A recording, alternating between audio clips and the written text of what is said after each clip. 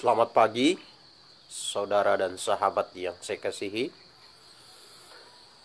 para jemaat GBIA Agape Kupang, juga para simpatisan, seluruh teman-teman yang ada di Facebook, yang mengikuti live streaming Facebook pada pagi hari ini. Saya, Gembala dan Jesuat, pagi ini akan membagikan firman Allah.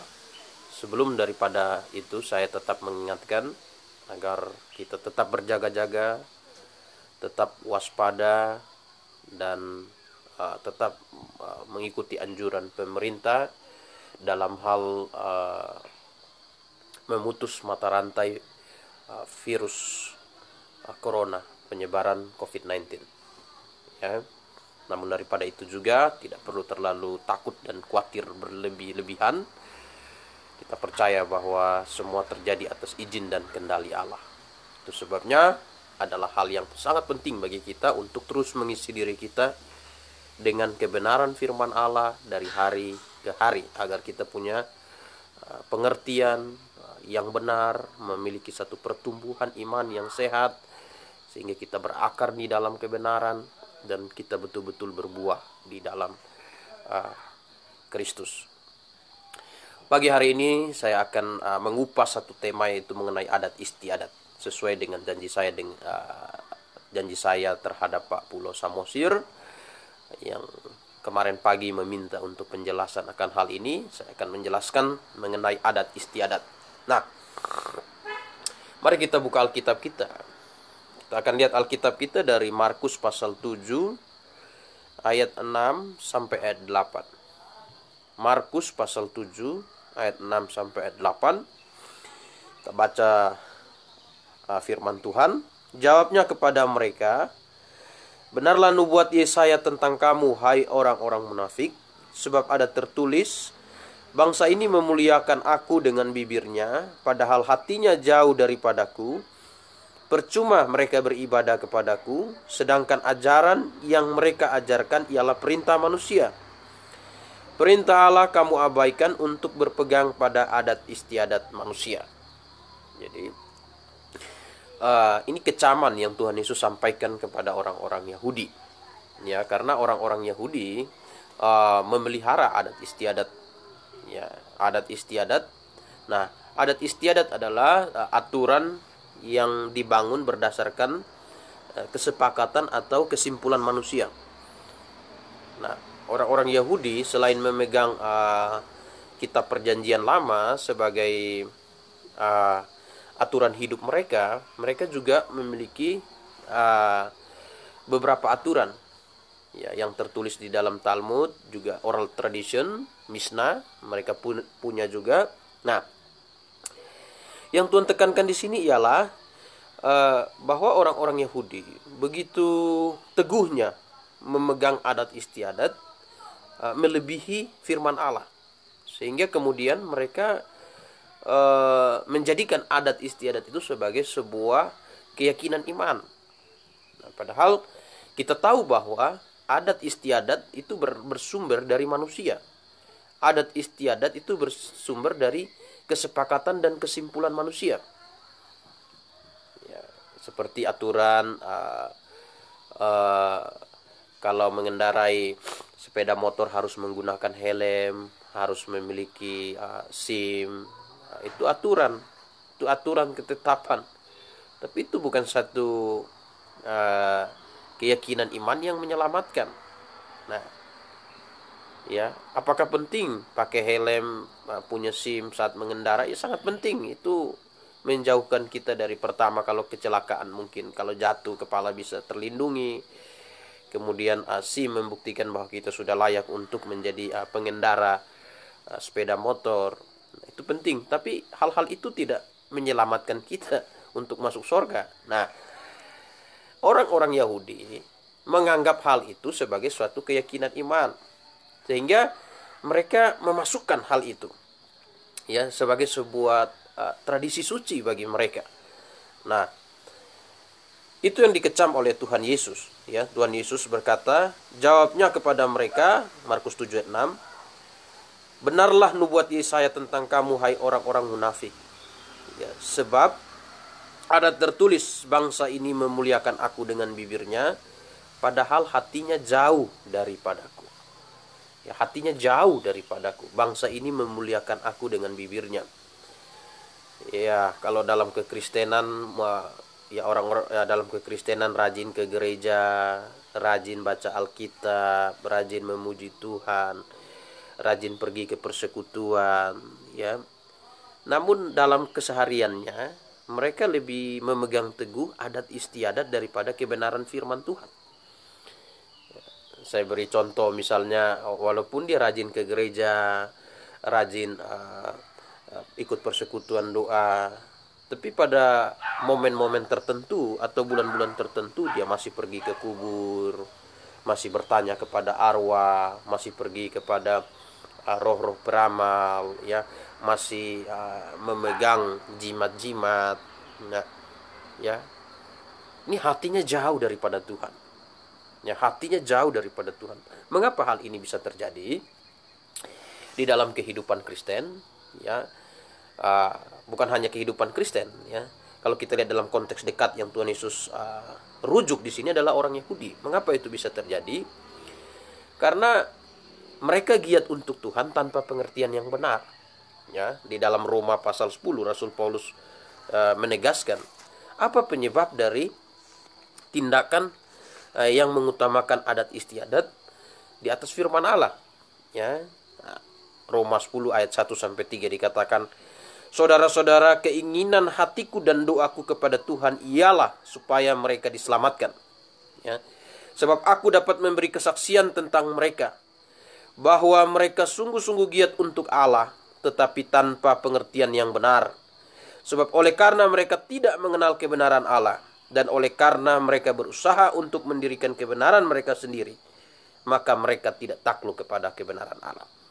Penyebabnya ialah giat untuk Tuhan tanpa pengertian yang benar. Itu satu. Karena tidak mengerti kebenaran firman Tuhan, mereka dirikan kebenaran mereka sendiri. Ya, sesuatu yang tidak ada dalam perintah Tuhan, bukan suatu peraturan, satu ketetapan yang Tuhan berikan kepada umat Israel, mereka anggap itu sebagai suatu ketetapan atau perintah, dan mereka anggap itu sebuah kebenaran. Dan itu hanya sebuah kebaikan bagi mereka. Ya, kebaikan bukan kebenaran. Kebenaran bersumber dari Allah. Ya. Nah, jadi kita lihat di sini karena penyebabnya apa? Karena tidak mengerti. Ya, karena tidak mengerti. Menganggap bahwa kalau saya orang Kristen, saya harus ke gereja, saya harus ikut persekutuan doa. Tapi di tempat lain mereka tidak sadar bahwa iblis juga punya taktik. Ya, bagaimana mengecoh mereka agar mereka tersesat. Mereka pergi ke tempat persekutuan doa, lalu tempat persekutuan doa tersebut ada juga persekutuan doa yang model begini, saya jumpai ini. Ya, mengajarkan bahwa kamu itu sakit penyakit yang kamu alami itu karena dosa turunan, kamu harus perbaiki kubur orang tuamu, nenek moyangmu dan sebagainya. Nah, ini satu hal yang bertentangan dengan kebenaran firman Tuhan. Ya, kalau mau tahu tentang bagaimana posisi orang yang sudah mati, bisa lihat di video sebelumnya mengenai kebangkitan Kristus. Di situ saya jelaskan secara detail mengenai arwah, mengenai orang yang sudah mati. Itu saya sudah jelaskan, saya tidak akan jelaskan. Nah, pagi ini kita kupas tentang adat istiadat. Ada 3 hal yang ingin saya bagikan. Seperti biasa, saya selalu pakai 3 hal. Ya, adat istiadat adalah aturan manusia. Yang pertama, kedua, kekristenan Alkitabiah beribadah dalam roh dan kebenaran, bukan menurut adat istiadat. Ya, dan yang ketiga, Paulus tidak berpegang pada adat istiadat, melainkan pada firman Tuhan. Jadi ada 3 poin. Ya, 2 poin itu kita akan lihat ajaran. Yang ketiga, poin ketiga kita akan lihat kesaksian Rasul Paulus. Nah, adat istiadat adalah aturan manusia. Yaitu bisa kita lihat dari pernyataan Tuhan Yesus. Ya, bahwa jawabnya kepada mereka, benarlah nubuat Yesaya tentang kamu, hai orang-orang munafik. Sebab ada tertulis, bangsa ini memuliakan aku dengan bibirnya, padahal hatinya jauh daripadaku. Percuma mereka beribadah kepadaku, sedang ajaran yang mereka ajarkan ialah perintah manusia. Ayat 8, perintah Allah kamu abaikan untuk berpegang pada adat istiadat manusia. Jadi adat istiadat manusia. Ya, adat istiadat manusia. Ya, orang Yahudi seperti tadi saya katakan bahwa dalam oral tradition mereka, nanti kita akan baca bagaimana mereka menganggap Tuhan Yesus melanggar tradisi suci mereka dalam hal mencuci tangan. Nanti kita akan lihat, ya, dan mengecam tindakan Tuhan Yesus tersebut. Padahal itu bukan perintah Tuhan, tetapi itu aturan, ya, aturan yang dibuat oleh manusia. Seperti tadi saya kasih contoh, kalau orang naik motor harus pakai helm, harus punya SIM. Itu aturan. Ya, jadi mereka tidak bisa membedakan mana aturan manusia dan mana perintah Allah. Aturan manusia itu sesuatu yang mendatangkan kebaikan. Tapi ketika tidak menerapkan aturan manusia, tidak berarti orang tersebut akan binasa. Ya, tidak berarti demikian. Ya, sedangkan perintah Allah kalau tidak kita abaikan atau tidak diikuti, maka kita bisa binasa. Nah, orang-orang Yahudi pada waktu tidak bisa membedakan, sehingga mereka menganggap bahwa tradisi atau adat istiadat yang sudah dibuat oleh nenek moyang mereka itu sebagai satu kebenaran iman. Nah, itu yang nanti jadi persoalan. Nah, kemudian karena itu mereka orang Yahudi anggap sebagai kebenaran iman, mereka masukkan ke dalam gereja, ke dalam tradisi mereka, ya, budaya mereka dalam bait Allah, yang menjadi satu ketetapan mutlak. Ya, seperti cuci tangan dan sebagainya. Nah, sama seperti hari ini orang Kristen, ya, beberapa adat istiadat, ya, hanya sebuah ketetapan. Seperti misalnya ada juga orang Kristen, ada juga gereja yang mendorong umatnya untuk berdoa kepada orang yang sudah mati. Padahal sudah jelas-jelas Alkitab tentang hal itu, ya. Alkitab lawan hal itu. Ya, Alkitab tentang, nanti bisa lihat di dalam video saya yang sebelumnya. Nah, itu bertentangan. Ya, kemudian ada praktek baptis bayi. Itu ketetapan manusia. Ya. Nah, kalau kita lihat dalam Alkitab, kita tidak akan menemukan ada anjuran untuk membaptis bayi. Itu satu. Yang kedua, kita baca dalam Alkitab tidak ada bayi yang dibaptis. Ya, dan yang ketiga kita lihat bahwa Tuhan memberi syarat orang yang dibaptis haruslah orang yang sudah percaya, ya, yang sudah bertobat. Yohanes bilang, aku membaptis kamu dengan air sebagai tanda pertobatan. Bayi belum bisa bertobat. Nah, ya, kita perhatikan ini sebuah aturan manusia. Jadi adat istiadat adalah aturan manusia. Nah, Alkitab katakan itu di dalam kitab Kolose 2 ayat 23. Coba kita lihat Alkitab kita. Dalam kitab Kolose pasal 2 ayat yang ke-23. Ya. Kolose pasal 2 ayat 23. Kita bisa buka Alkitab kita. Kolose 2 ayat 23 dikatakan di situ, peraturan-peraturan ini walaupun nampaknya penuh hikmat dengan ibadah buatan sendiri, ya, seperti merendahkan diri, menyiksa diri, tidak ada gunanya selain untuk memuaskan hidup duniawi. Nah, jadi sini jelas. Ya. Peraturan-peraturan ini walaupun nampaknya penuh hikmat dengan ibadah buatan sendiri, ya, tidak ada gunanya selain memuaskan hidup duniawi. Jadi peraturan-peraturan yang dibuat yang tidak ada di dalam Alkitab itu aturan manusia, buatan manusia, ya, tidak ada gunanya selain untuk memuaskan hidup duniawi. Nah, kalau kita lihat ada tradisi bakar lilin di kuburan, ya, bakar lilin di pinggir jalan, ya, kemudian harus jalan salib dan segala macam. Ya, kita perhatikan itu, ya. Wah, itu aturan-aturan nampaknya penuh hikmat, ibadah buatan manusia, tidak ada gunanya selain untuk memuaskan hidup duniawi. Mengapa? Karena memang itu tidak dalam Alkitab. Karena itu bukan ajaran Alkitab, itu bukan perintah Tuhan. Itu hanya diadakan oleh manusia. Untuk apa? Ya, diadakan nampaknya penuh hikmat, tapi tidak ada gunanya selain untuk memuaskan hidup duniawi. Nah, ya, itu yang Alkitab sampaikan. Itu yang Alkitab ajarkan untuk memuaskan hidup duniawi. Ya, jadi adat istiadat adalah aturan manusia. Ya, Jadi itu peraturan manusia, tidak ada gunanya selain untuk memuaskan hidup duniawi. Nah, dalam tradisi kebudayaan banyak, ya, ada istilah nikah adat dulu, baru nanti nikah gereja. Ya, sebenarnya nikah ya satu kali saja. Ya memang Alkitab anjurkan memang diawali dengan prosesi peminangan. Nah, itu benar, harus. Kita baca di Alkitab memang ada proses peminangan. Seorang laki-laki akan meninggalkan ayah dan ibunya, ya. Nah, jadi dia pamitan, ya. Kemudian pamitan juga kepada keluarga perempuan, itu pinangan, bersatu dengan istrinya, diteguhkan menjadi satu daging, adanya hubungan suami istri. Nah, itu benar, ya. Nah, ya. Jadi adat istiadat adalah aturan manusia, ya. Nah, kemudian bukan perintah Allah. Nah, harus dipahami bahwa adat istiadat itu bukan perintah Allah.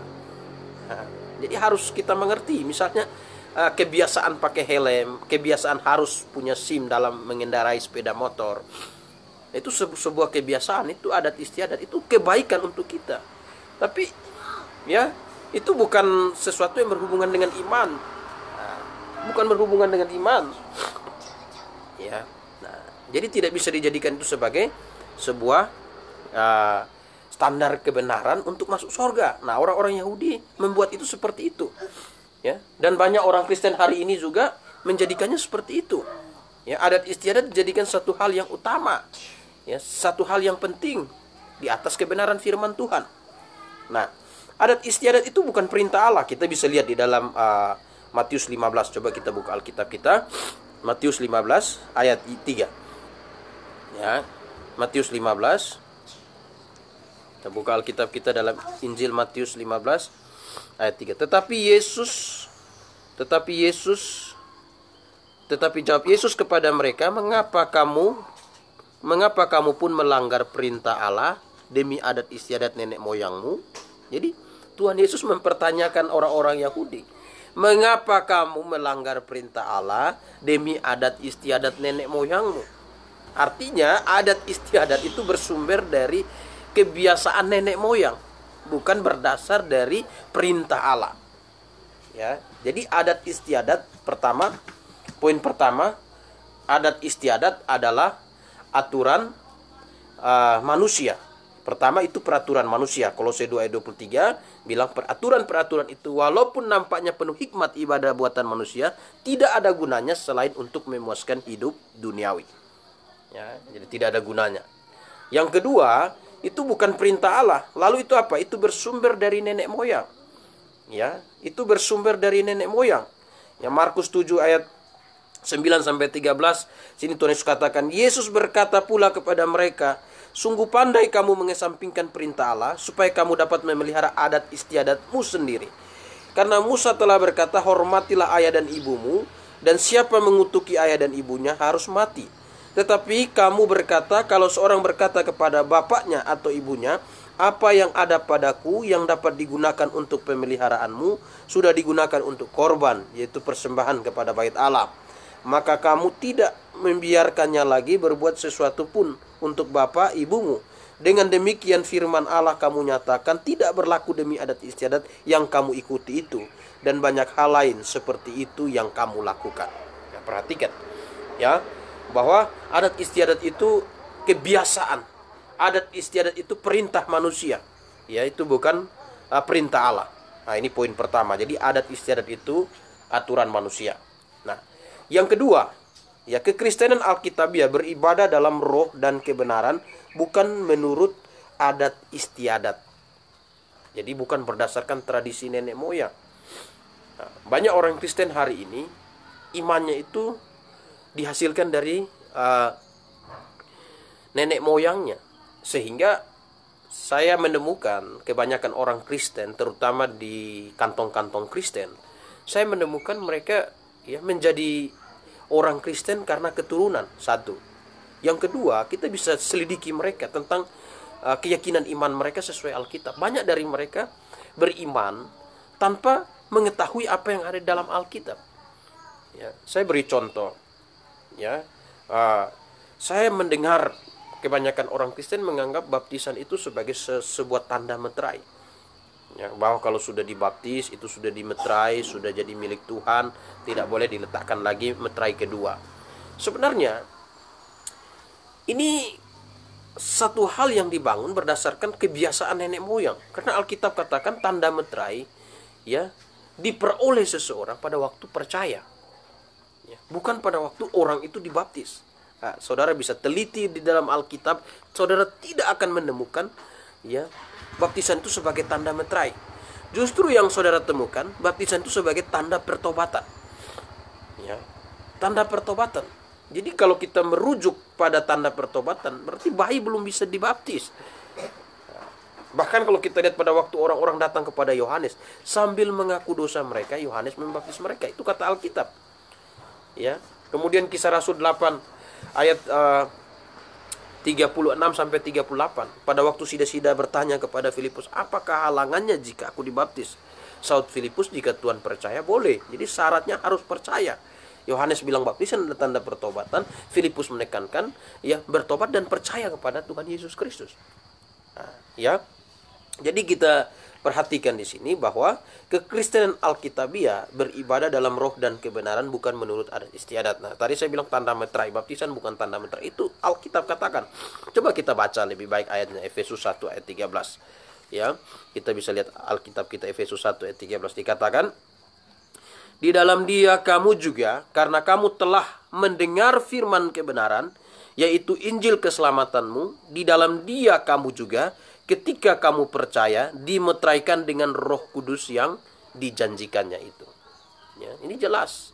Ketika kamu percaya dimeteraikan dengan Roh Kudus yang kamu janjikannya itu. Ya, bukan hanya satu ayat ini saja. Kita bisa lihat di dalam 2 Korintus. Kita bisa lihat Alkitab kita dalam 2 Korintus pasal 1 ya, ayat 21 dan 22. Dikatakan, Sebab Dia yang telah meneguhkan kami bersama-sama dengan kamu di dalam Kristus adalah Allah yang telah mengurapi, memeteraikan tanda miliknya atas kita dan memberikan Roh Kudus di dalam hati kita sebagai jaminan dari semua yang telah disediakan untuk kita. Ya, jadi tanda ya memeteraikan tanda miliknya atas kita. Kapan meterai itu diberikan? Pada waktu orang percaya, bukan pada waktu orang dibaptis. Nah, jadi istilah-istilah itu istilah yang turun dari tradisi nenek moyang. Nah, kekristenan Alkitabiah beribadah dalam roh dan kebenaran. Nah, ini yang disalah mengerti oleh orang-orang Yahudi pada waktu itu.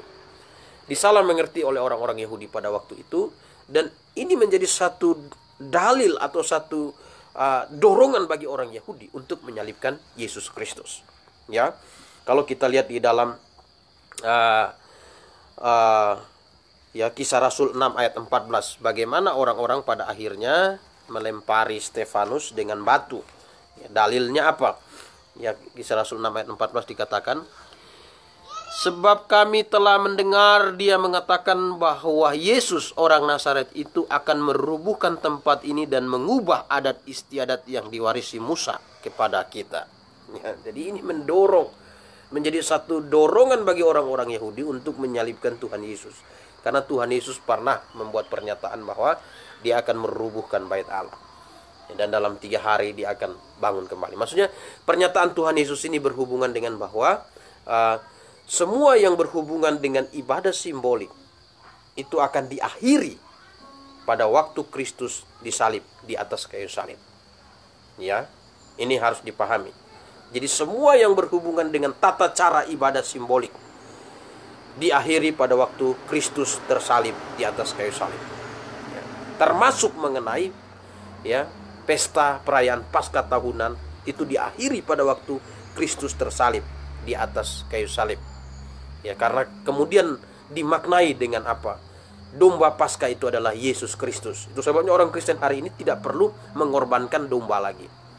Nah, dalam Efesus 2 ayat 15 dikatakan, dengan matinya Kristus di atas kayu salib, ia membatalkan hukum Taurat. Artinya semua aturan-aturan yang dibuat di dalam ibadah simbolik diakhiri pada waktu kematian Kristus di atas kayu salib. Kolose 2 ayat 16 dan sampai 17. "Jangan orang menghukum kamu mengenai makanan, hari raya, bulan baru, ataupun hari Sabat. Sebab semuanya itu bayangan dan wujudnya adalah Kristus. Jadi ibadah simbolik, ya, yang berhubungan dengan upacara-upacara, ya, upacara-upacara yang menyimbolkan juru selamat. Ya, orang Yahudi punya, ya, hukum Taurat itu dibagi menjadi 3, diklasifikasikan menjadi 3, yaitu hukum upacara, kemudian hukum moral, dan juga hukum sipil. Jadi dengan matinya Tuhan Yesus di atas kayu salib, semua aturan itu telah dibatalkan menurut Efesus 2 ayat yang ke-15. Nah, karena, ya, pada waktu Yohanes tampil, sistem tata ibadah beralih dari ibadah secara simbolik lahiriah masuk ke dalam ibadah dalam roh dan kebenaran. Ya, ini harus dipahami. Jadi Lukas 16 ayat 16 kita bisa lihat itu.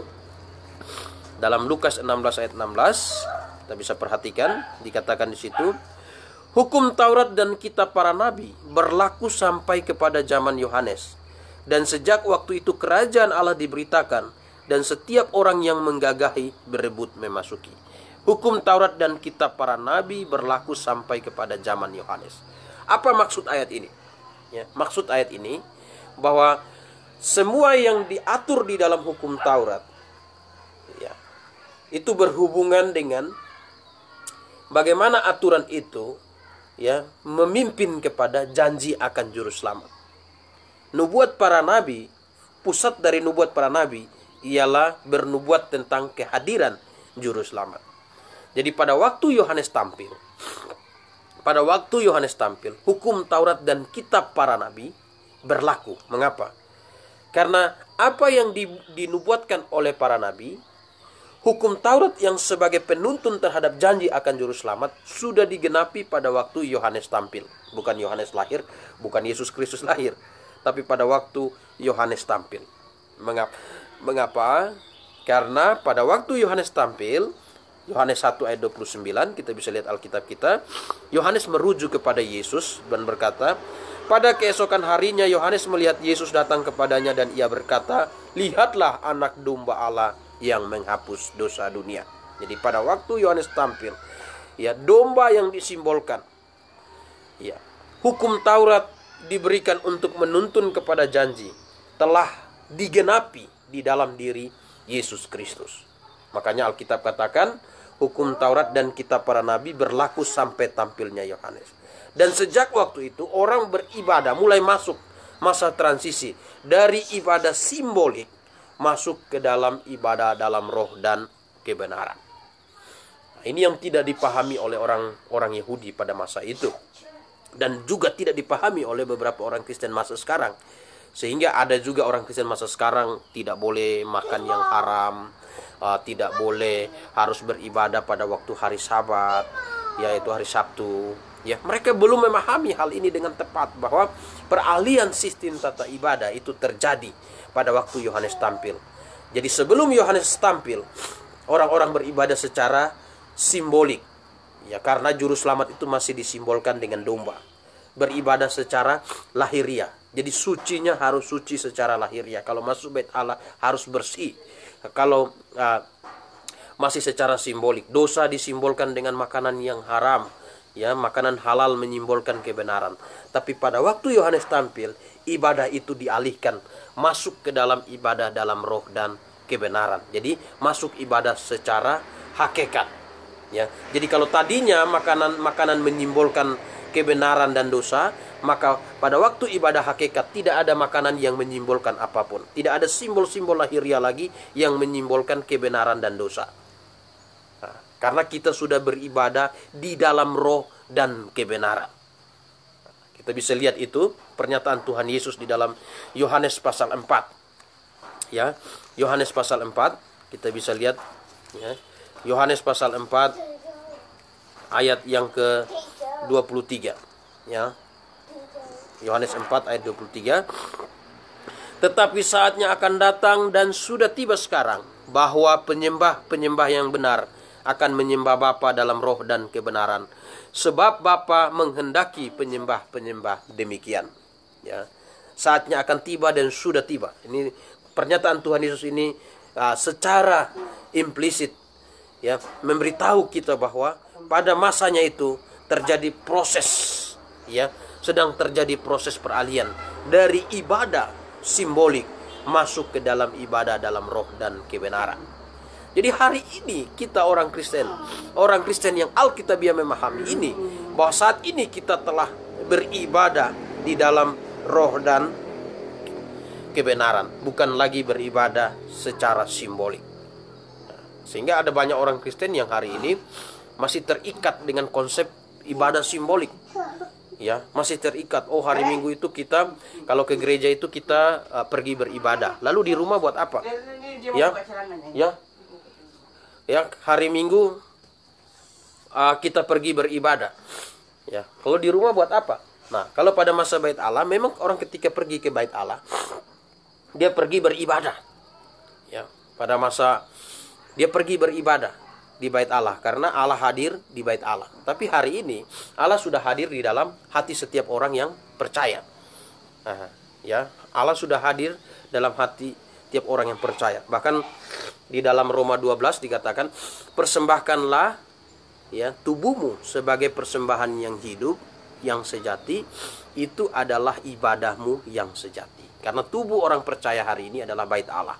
Jadi Bait Allah hari ini bukan dalam bentuk bangunan lagi di Yerusalem, tapi Bait Allah hari ini dalam bentuk ya tubuh orang percaya. Mengapa?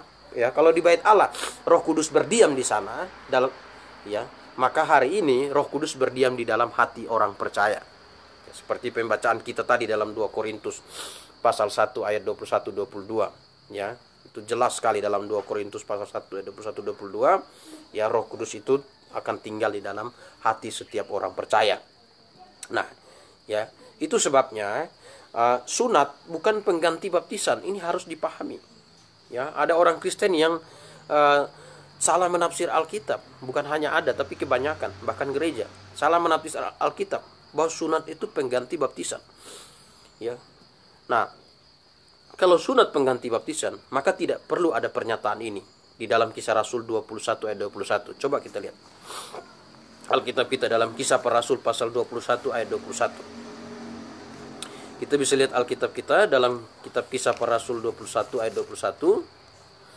Ya, di situ dikatakan bahwa jadi bagaimana sekarang? Tentu mereka mendengar bahwa engkau telah datang kemari. Ya. Oh, ya, saya keliru ya. Tapi ada satu ayat di situ bahwa yang menetapkan bahwa dia melarang, ya. Nanti saya akan kasih ayatnya. Ya, tapi sunat itu bukan pengganti baptisan. Itu ingat baik-baik. Ya, karena apa? Sunat itu berhubungan dengan ibadah,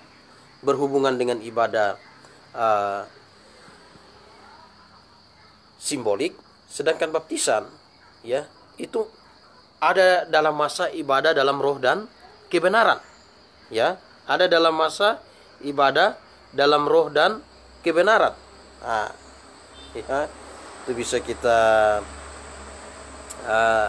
lihat, ya. Nah, lalu orang Kristen Alkitabiah bagaimana menyikapinya?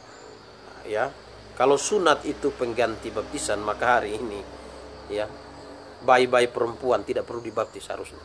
Mengapa? Mengapa? Karena yang disunat itu hanya bayi laki-laki.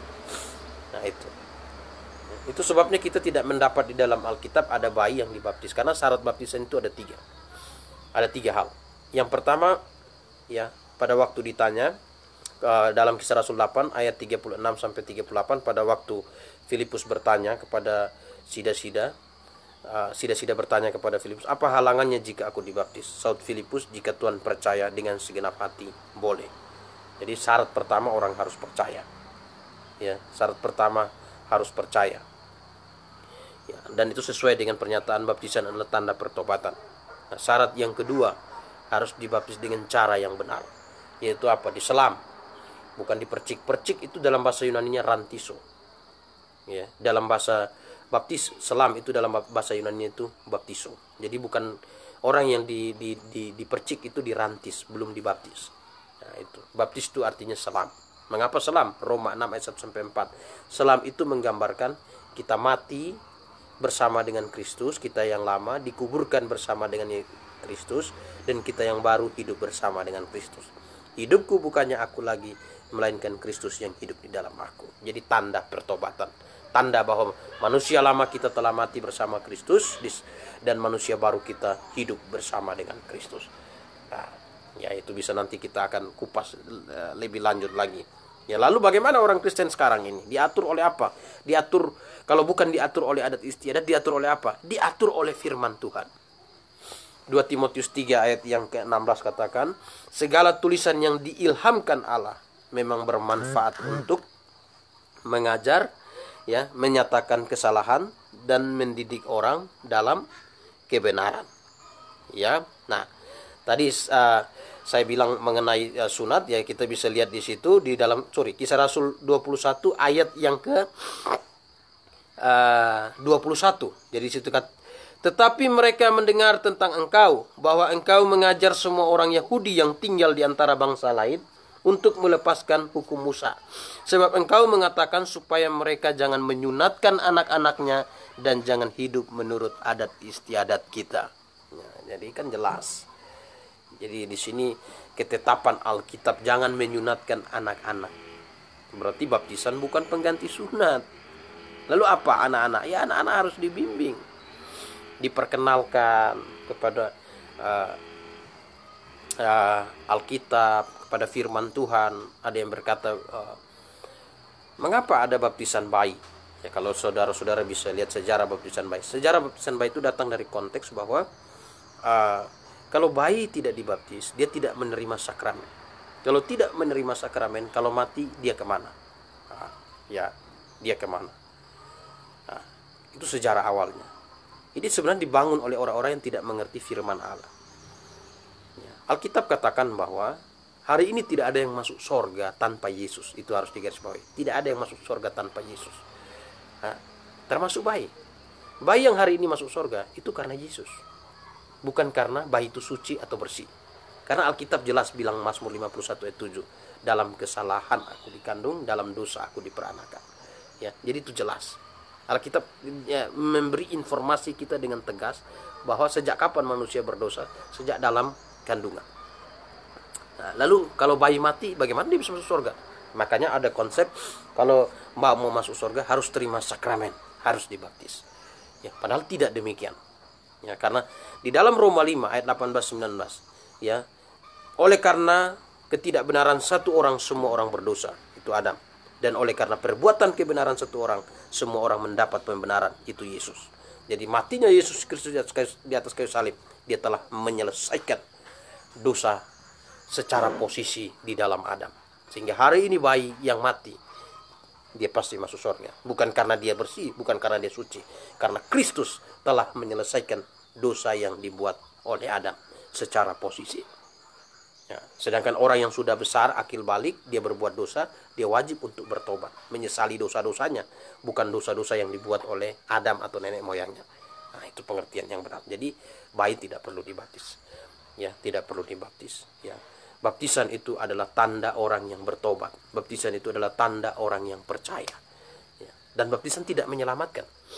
Ya, baptisan tidak menyelamatkan. Itu sebuah tanda. Saya sudah percaya Yesus, saya sudah selamat. Makanya baptisan itu adalah upacara yang dilaksanakan di dalam jemaat. Ya, upacara yang dilaksanakan di dalam jemaat. Nah, itu sebabnya kalau baptisan bayi benar, seharusnya tidak ada pernyataan dalam Kisah Rasul 21 ayat 21 ini. Lalu apa yang memimpin kehidupan orang percaya hari ini? Itu firman Allah. Dalam 2 Timotius 3 ayat yang ke-16 dikatakan, segala tulisan yang diilhamkan Allah bermanfaat untuk mengajar, untuk menyatakan kesalahan, mendidik orang dalam kebenaran. Jadi kita hari ini harus lebih taat kepada perintah Allah.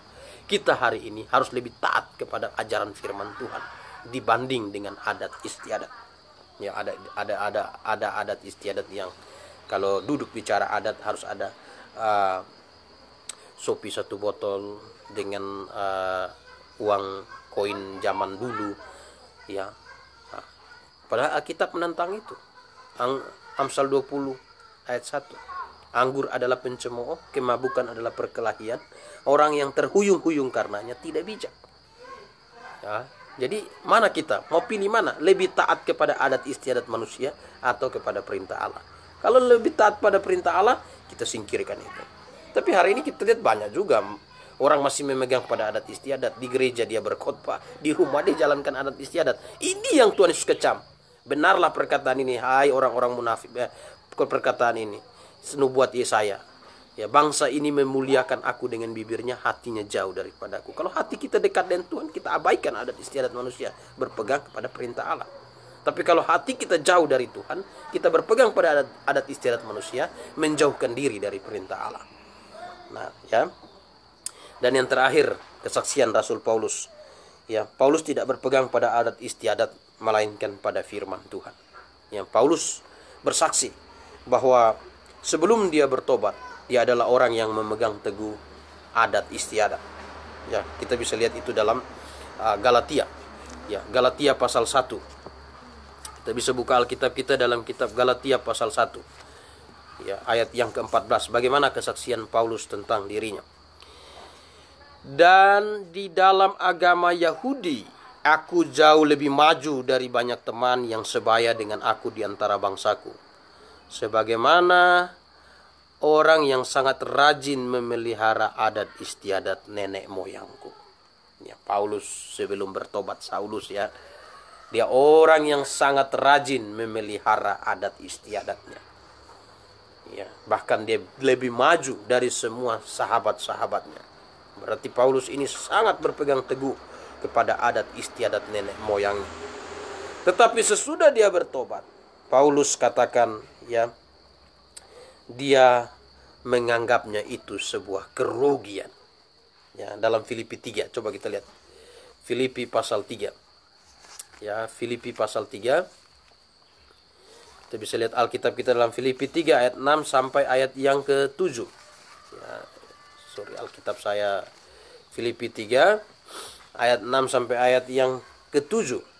Kita bisa lihat di situ dikatakan, Paulus katakan, tentang kegiatan aku penganiaya jemaat, tentang kebenaran dalam mentaati hukum Taurat, aku tidak bercacat. Tetapi apa yang dahulu merupakan keuntungan bagiku, sekarang kuanggap rugi, ya, karena Kristus. Jadi dulunya dia belum bertobat, dia pegang teguh adat istiadat. Sesudah dia bertobat, dia anggap itu sebuah kerugian. Nah, dari sini saja bisa menjadi satu tolak ukur bagi kita. Orang Kristen Alkitabiah menganggap ya, adat istiadat yang dihasilkan dari ajaran manusia, aturan nenek moyang, dulu dia berpegang itu. Tetapi sesudah dia mengenal Kristus, dia harus menganggap itu sebagai suatu kerugian baginya. Ya, menjadi satu kerugian bagi dirinya. Dan dia harus mengikuti apa yang Alkitab ajarkan. Itu sebabnya di akhir zaman ini sangat sedikit sekali orang Kristen yang betul-betul Alkitabiah. Dan sangat sedikit gereja yang Alkitabiah, yang betul-betul mau menerapkan, ya, mau menerapkan prinsip-prinsipnya sesuai dengan firman Allah. Sangat sedikit sekali. Bagaimana dengan saudara? Saya harap penjelasan saya pagi hari ini bisa menjadi satu dorongan bagi kita untuk lebih sungguh lagi meneliti firman Allah. Karena jelas Alkitab sudah memberitahu kita bahwa yang menjadi pelita, yang menjadi terang bagi jalan kita adalah firman Allah. Mazmur 119. Ya. Mazmur 119 ayat 105. Firman-Mu pelita bagi kakiku dan terang bagi jalanku. Semoga setelah mendengar penjelasan ini, saudara-saudara bisa ya, lebih sungguh-sungguh lagi meneliti kebenaran firman Tuhan. Saudara bisa lebih sungguh-sungguh lagi ya belajar kebenaran firman Tuhan. Ya, bukan ikut kata orang, bukan ikut kata nenek moyang, bukan ikut kata si A, si B, tapi mari kita ikut kata firman Tuhan.